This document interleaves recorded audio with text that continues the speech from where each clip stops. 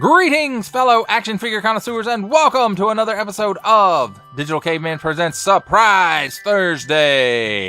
I, as always, am your host, the Digital Caveman, and today I will be presenting you with the surprise of The Dark Knight Returns Batman from McFarlane Toys DC Multiverse. Thank you for watching this video or any of my other videos that you may have run across, which I hope is all of them. Only support from viewers like you make this programming possible. Each view does count, and I do appreciate each and every single view that I receive. Thank you, and thank you so very much for supporting this channel through viewing. Comment below, like, share, subscribe if you'd like to see more reviews or just help the channel out, or both, that's even better. And don't forget to ding that bell so that in the future you will be notified as my new content becomes available. And with all that said, let's get into it. First up, as we normally do here on Digital Caveman Presents, let's take a look at the packaging. 22 moving parts, Batman, The Dark Knight Returns. McFarlane Toys. 12 and up. Start of a window that goes down to the front, showcasing the figure and horsetail and hindquarters, or their front quarters, I can't tell.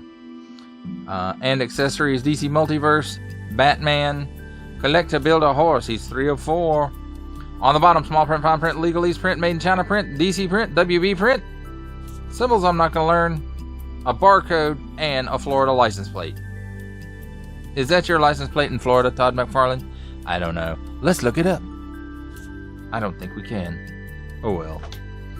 On this side, Batman, The Dark Knight Returns. Batman, The Dark Knight Returns. Batman, McFarlane Toys. On this side, DC Multiverse. Whoops. DC Multiverse, Batman, and McFarlane Toys. On the back, Batman, The Dark Knight Returns. Each figure comes with a collectible trading card. And here's a product shot of Batman on the horse. And this is probably a painted prototype. Collect to build a horse. And that's how you put it together. Has 10 moving parts. Collect them all. Joker, Robin, Batman, and Superman. Hashtag McFarlane Toys on Facebook, Twitter, and Instagram. McFarlane Toys and Stretchy Swan Head. Collector card in English only. And that, my friends, completes our look at the packaging. Now let's take a look at the figures and the accessories. And let's start things off with the accessories. Handy dandy tweezers, but we'll set those down for a minute because we'll start with the card so I don't forget it. Batman, The Dark Knight Returns. Nice photo there of a prototype. And then Batman, Dark Knight Returns, data file. And here it is. If you want to read it, you can pause it there and take a look at that in more detail. Next accessories are some grip hands. And these are fairly solid plastic, but not quite as bad as the Joker's. But I will tell you this, you will need to stretch the hands out a little bit to get it to hold the next accessory here, or the reins of the horse. And I suggest if you're going to put him on the horse and have him holding the reins, that you actually put the hands on there first and then attach the hands to the figure. It's my recommendation.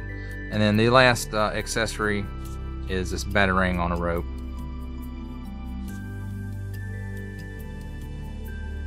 And it's a pretty neat little accessory. Oh, I said last, but you know, we also have the standard McFarlane Toys figure stand. Now let's take a look at Batman. I do think this is a good sculpt, and it is good representation of the figure from the media. And, you know, nice short little bat ears on there. Old grizzly face. And no side eye at all, because you can't see his eyes, that's why. On the back, you know, nice with the cape. Again, a cloth cape would be nice, but, you know, it's not like this is you know, a $25 figure. I'm not expecting a Mafex paint here on the belt. for the utility. This is just a rubber overlay here. And like Superman, the bat symbol here on the chest is just glued on there. So again, I don't know if they're planning on reusing this. I would assume they would reuse this to do him in the blue with the oval, the bat symbol in the yellow oval. I would think that they would redo that, do a repaint like that in the gray and blue. Nice boots. Well, let's talk about his articulation. He can look up that high. He can look down that far. The head's on a dumbbell joint. A little bit of chicken neck.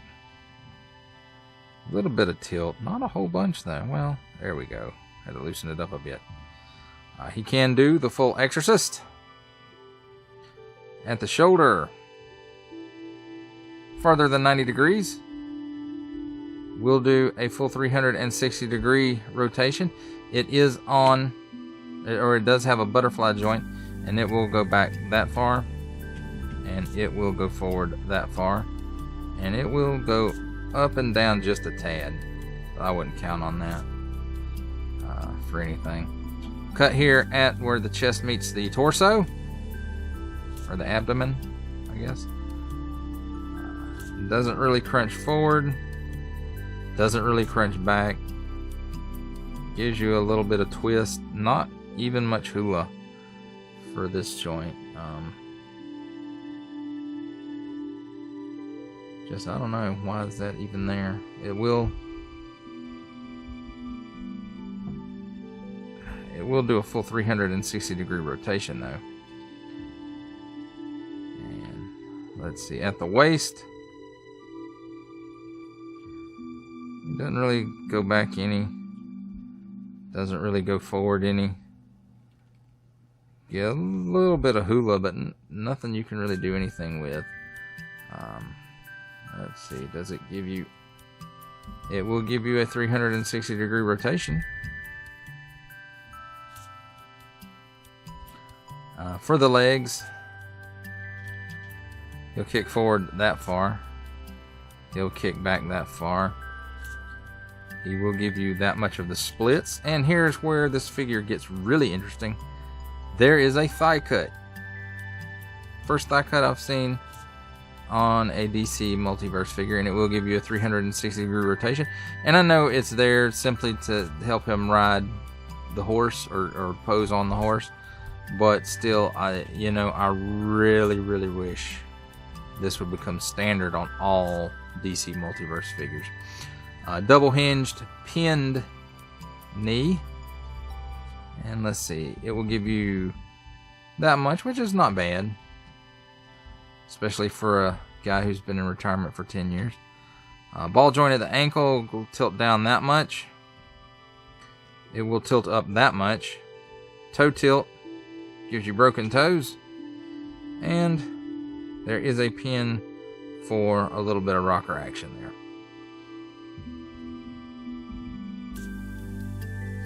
And I don't know, did I cover the wrists?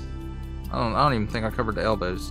I didn't. Anyway, at the elbows, you get approximately 90 degrees. It's on a single hinge, but it is on a hinge and swivel, and it will go a full 360 degrees.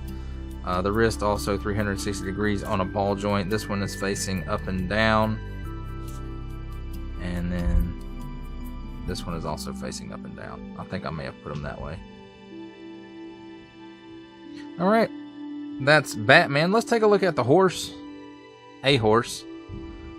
He does have a cut right here at the head, where the head meets the neck.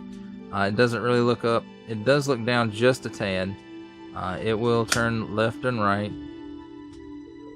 and it will give you a full 360 degrees of rotation.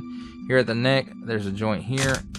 It goes down that far, and that's where it stays. I really wish the head kind of had a little bit of lift to it instead of just down, but that's okay. As far as the legs go, forward that far, back that far. Single hinged knee will go back that far, and it'll go forward that far, which is weird. Of course, I'm not a horse expert. Ball joint here at the ankle, that far back, that far forward, and it does have a pin for tilt. At the back leg, kick back that far, really doesn't go forward any. Hinge at the ankle, hinge at the knee, goes back that far, goes forward that far, and then a ball joint again at the ankle. We'll go forward that far, we'll go back that far, and there is a pin for some rocker. Also, ball joint here at the tail, so it can go left or right, and you can probably adjust it if you need to. And he does have quite a long tail, and for all the poses that you've seen where the horse is back on his back legs with Batman riding him, the tail does adjust to where it does support that pose, and it actually will hold that pose. So nice looking saddle. I'm not sure if it's reused from any of the other horse figures that McFarlane's done, but it's a nice Western style saddle. And the reins and the bridle, this is all molded in on the head. The rein is a separate piece, and it will move, and that's on both sides. All right, that's a look at the figures and accessories. It's time for my favorite part of a review, the comparisons. And to start things off, my only other Dark Knight Batman figure. This is an old, I want to say DC Direct, but it might be even before DC Direct. But it was one of those you could only, it was when they only sold them in comic shops. And this is basically just a posable, I won't even say posable. It's an articulated statue. Even though it does have articulation and you can move the limbs around, it's really made to just stand in one position, which is this one, and he doesn't even want to do that. So, I mean, the sculpt on this is nice, but again, it's not, I wouldn't really say this is an action figure. And this is the accessory that one came with, a batarang on a piece of twine. So, which is okay. I mean, you can still use it with this guy if I wanted to, I suppose.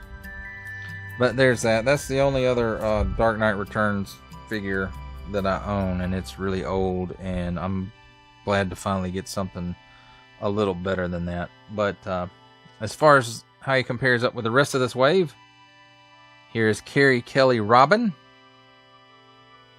And as the horse is in the background, so you can see how he also compares up. He's a rather large figure. Superman. And you can see Superman's just a bit bigger than Batman. And finally, at least for the Dark Knight Returns wave, the Joker. And how does he compare up with other lines? Let's take a look. From the Marvel Legends series, making his cameo appearance, here we have Stan the Man Lee. From the G.I. Joe Classified series, here we have the Hasbro Pulse exclusive Regal variant Cobra Commander. And finally, from Star Wars The Black series, here we have the Archive Edition 501st Legion Clone Trooper. And that, my friends, is a look at comparisons. For final thoughts on McFarlane Toys DC Multiverse Batman, The Dark Knight Returns Batman, and the A-Horse Build-A-Figure, I will have to say these are I really like these figures. The horse, the legs, the front legs can be a little bit tricky to put correctly. And see, I told you guys, there is no support. He is holding that position. I don't think I would put it on the shelf this way and trust it not to fall. But it will pose like that for pictures and whatnot. But like I said, the front legs can be a little tricky to get on correctly. Look at the pictures, because there's really no real directions as to what goes where. And maybe I'm just a little slow or something, I don't know. But I had a little bit of difficulty with the front legs, so just be aware of that. It may be an issue, it may not be an issue for you. But overall, I would have to say I enjoy the whole wave, even the Joker. I will grudgingly give it that, even though I don't super care for that face mold and the super rubbery knife. And Warner Brothers' decision to, you know, no guns, that whatnot. His foot come out the stirrup. Let's get that back in there. And that's gonna make him fall. Dang it. So anyway, he held it for a minute, y'all, which I think is pretty good. You can get a stand under there. If you've got a big enough stand, give him a running pose, I suppose. But, you know, both of these, good figures. Good Build-A-Figure, good Batman figure, good Dark Knight Returns figure. Well, that does it for my rambling and this review. I hope you enjoyed it. I enjoyed making it. Only support from viewers like you make this programming possible. Each view does count, and I do appreciate each and every single view that I receive. Thank you, and thank you so very much for supporting this channel through viewing. Comment below, like, share, subscribe if you'd like to see more reviews or just to help the channel out further, or both, that's even better. And don't forget to ding that bell so that in the future you will be notified as my new content becomes available. That's a wrap, folks. I'll see you next time.